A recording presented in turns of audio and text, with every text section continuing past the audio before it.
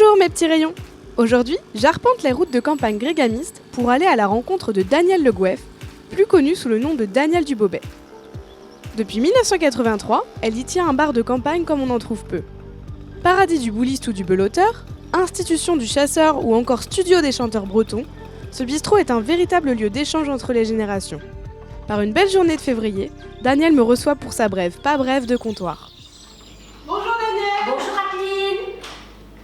Comment vas-tu ma belle? Ça va bien? Ça va.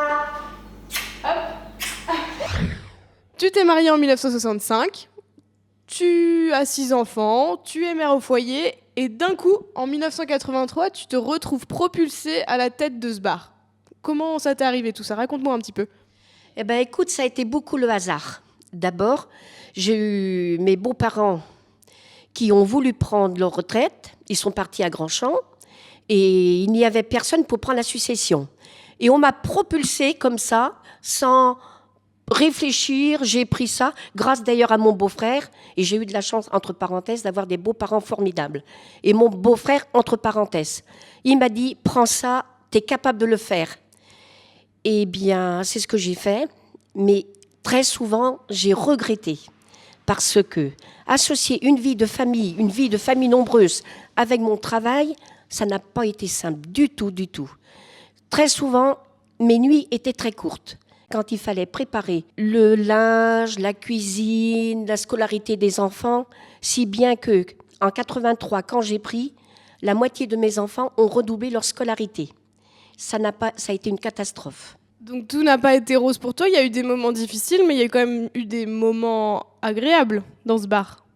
Ah ben formidable, bien sûr, sinon je ne serais pas là. Il y a tellement eu de moments magiques, inoubliables. J'ai toujours su me faire respecter par mes clients. Ça a été pratiquement une vocation. Et j'aime ce que je fais. D'ailleurs, en parlant de respect, on t'avait donné un surnom, non? Ah oui, et je le garde, Madame Thatcher. Et c'est pas pour rien. Et je suis très fière de le porter. Très, très fière. Haut et fort. Parfaitement. J'aimerais mieux 3 jours d'été, j'aimerais mieux 3 jours d'été. J'aimerais mieux 3 jours d'été, j'aimerais mieux 3 jours d'été. 3 jours d'été à la rosée, j'entends le rossignol chanter. Il a dû en connaître des coups de ce comptoir. Ah oui. Ici, c'est pire qu'à l'Assemblée nationale. D'ailleurs, on dit bien le bar, c'est le Parlement du peuple. Exactement. Et oui, le bar, c'est le Parlement du peuple. C'est quoi une vie de bistrot, Daniel? C'est une vie de cinéma, une vie de théâtre. On passe par toutes les émotions, on voit plein de choses passer. On peut pleurer, ça n'arrive pas souvent malheureusement, mais on rit. Finalement, c'est une vie magique.